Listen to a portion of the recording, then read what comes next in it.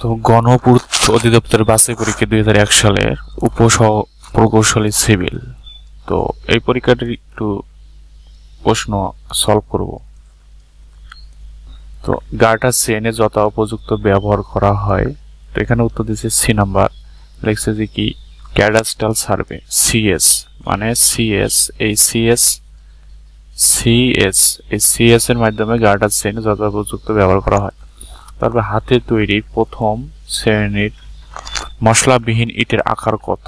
তো এখানে অ্যান্সার দিছে বি নাম্বার, মশলাবিহীন ইটের যে আকার থাকবে এটা হবে 9.5, 4.5 এবং 2.75।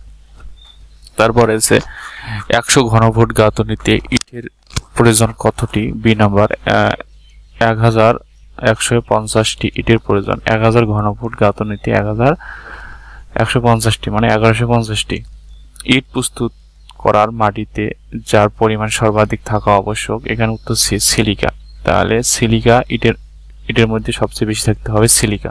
তারপর লেখা আছে কংক্রিট ধারণ করতে পারে। বি নাম্বার কম্প্রেশন মানে কি ঝাঁকুনি। এই কংক্রিট ধারণ করতে পারে, কম্প্রেশন ঝাঁকুনি ধারণ করতে পারে। নেক্সট লেখা আছে লাইম ও কংক্রিটের কিউরিং এর সময় যথা উপযুক্ত সময় আছে 2 থেকে 4 সপ্তাহ, মানে হয়েছে 14 থেকে 28 দিন।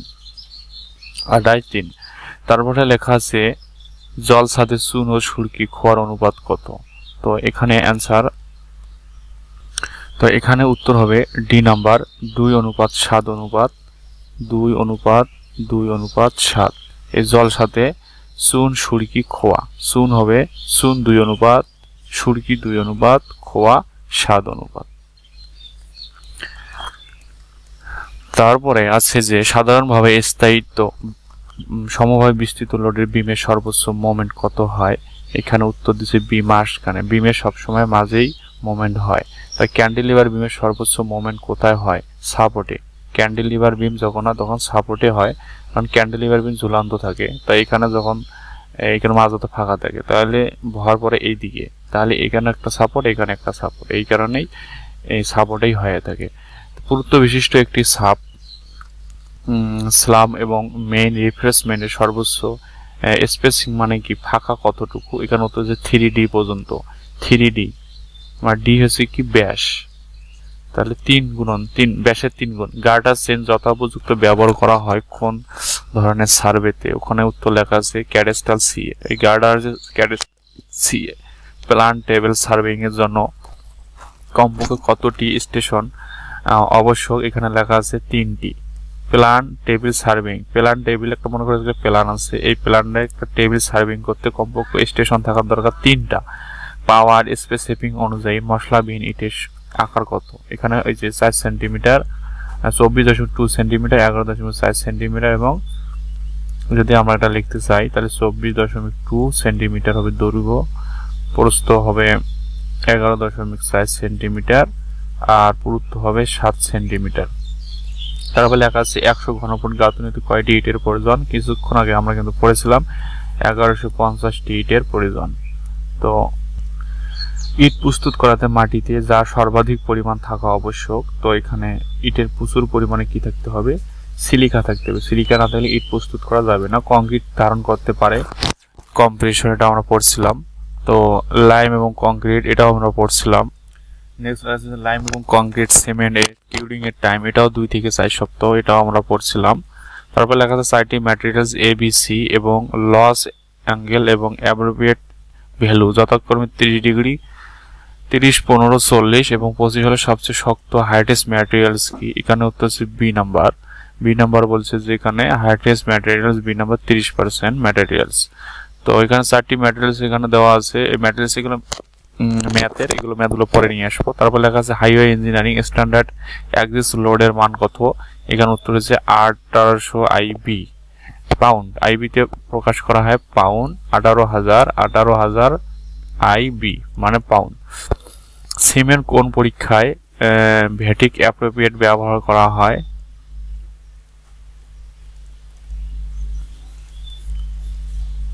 ঘ নাম্বার।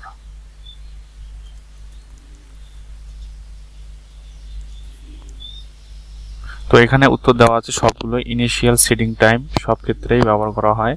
তারপরে নরমাল, কনসিয়াস, ফাইনাল সিটিং এবং উপরে সবগুলোই ব্যবহার করা হয় সিমেন্ট পরীক্ষার ক্ষেত্রে। তো তারপরে এখানে দেওয়া আছে যে অর্ডিনারি পোর্টল্যান্ড সিমেন্ট এবং ইনিশিয়াল সিটিং টাইম কত মিনিট, এখানে আছে 30 মিনিট, সিমেন্টের হচ্ছে 30 minute, cement final setting time হচ্ছে সিমেন্টের ফাইনাল সিটিং টাইম হচ্ছে 10 ঘন্টা। 10 ঘন্টা পর্যন্ত সিমেন্ট গুলিয়ে রাখা যায়। এটার প্রধান দুইটি উপাদান হচ্ছে অবশ্যই সিলিকা থাকবে এবং অ্যালুমিনিয়াম থাকবে, সিলিকা এবং অ্যালুমিনিয়াম।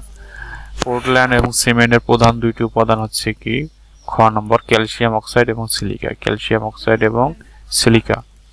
টাইম বার সিজনিং বলা হয় কেন, টাইম বার সিজনিং করা হয় এবং স্ট্রেন্থ বৃদ্ধি করার জন্য, শক্তিশালী বৃদ্ধি করার জন্য। পয়েন্ট অ্যান্ড থিনার হিসেবে সাধারণত ব্যবহার করা হয়, সেটা হচ্ছে তারপিন, থিনার হিসেবে ব্যবহার করা হয় তারপিন।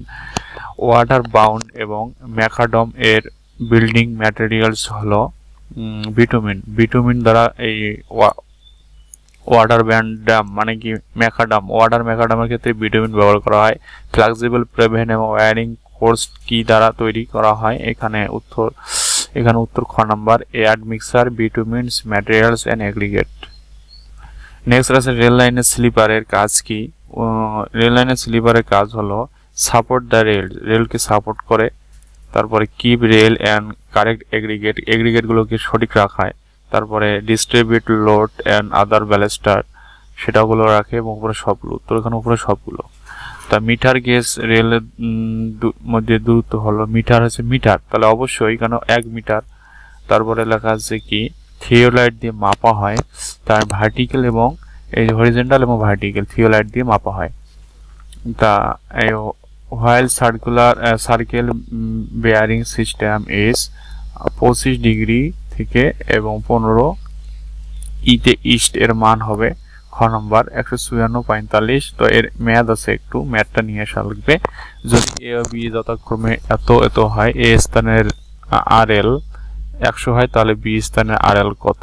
তো এখানে উত্তর হচ্ছে 98.6। তা এখানে ম্যাথটা এখানে দিয়ে দিচ্ছে যে দুইটি বিন্দুর পার্থক্য বিয়োগ করার পরে 1.4 মিটার এসেছে। তারপরে বিএল এর পরীক্ষা 100 থেকে বিয়োগ করছে, যেটা সেটাই বেরিয়েছে।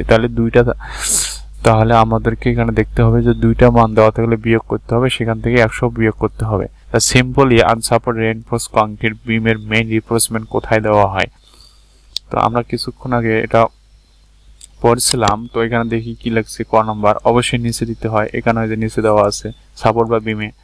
আরসিসি বিমের স্ট্র্যাপ কেন দেওয়া হয়? সিসি স্ট্র্যাপ দেওয়া হয় শুধুমাত্র মেইন রেফারেন্সমেন্টকে যথাস্থানে রাখানোর জন্য ব্যবহার করা হয়, এটা অ্যান্সার। আর সাইনলি রেফারেন্সমেন্ট বিম ইফেক্টিভ ডেট মাপা হয় কম্প্রেশন এজ থেকে। তো উত্তর বলছে যে সেন্টার অফ টেনশন রিফারেন্সমেন্ট, মানে সেন্টার থেকে রিফারেন্সমেন্টগুলো সঠিক রাখার জন্য। একটি ক্যান্টিলিভার বিমের ক্ষেত্রে মেইন রিফারেন্সমেন্ট কোথায় দেওয়া হয় এবং নিউট্রাল এক্সিসের উপরে।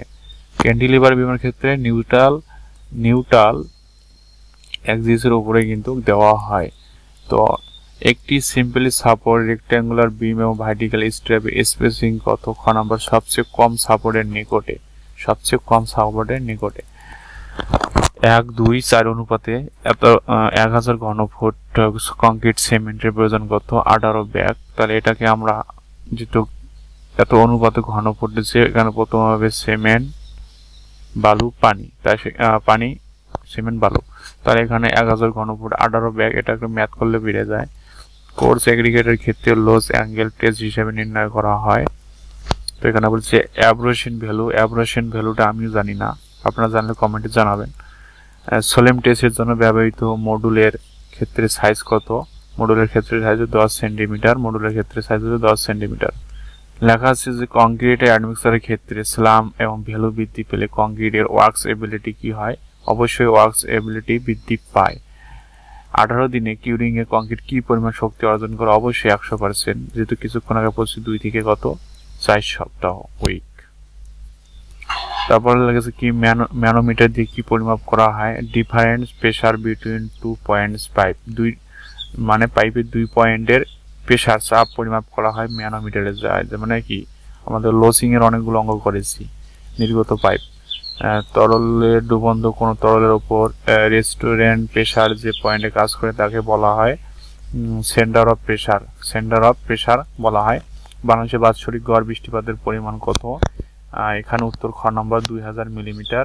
2000 মিলিমিটার। বরফ পানিতে ভাসে কারণ বরফের তুলনায় পানির কি ঘনত্ব অবশ্যই বেশি। বরফের তুলনায় পানির ঘনত্ব বেশি হওয়ার কারণে বরফ কি হয়? পানিতে ভাসে। পানিতে ভাসে। তো এখানে বলছে যে ঘনত্ব 9% কম বরফের, সেক্ষেত্রে পানিতে ভাসে। এতটুকু ছিল আমাদের এই পরীক্ষার সাব অ্যাসিস্ট্যান্ট ইঞ্জিনিয়ারিং পরীক্ষার। তো আপনারা যারা সিভিলের জন্য পড়াশোনা করতেছেন তাদের জন্য একটু খুব উপযুক্ত ভিডিও।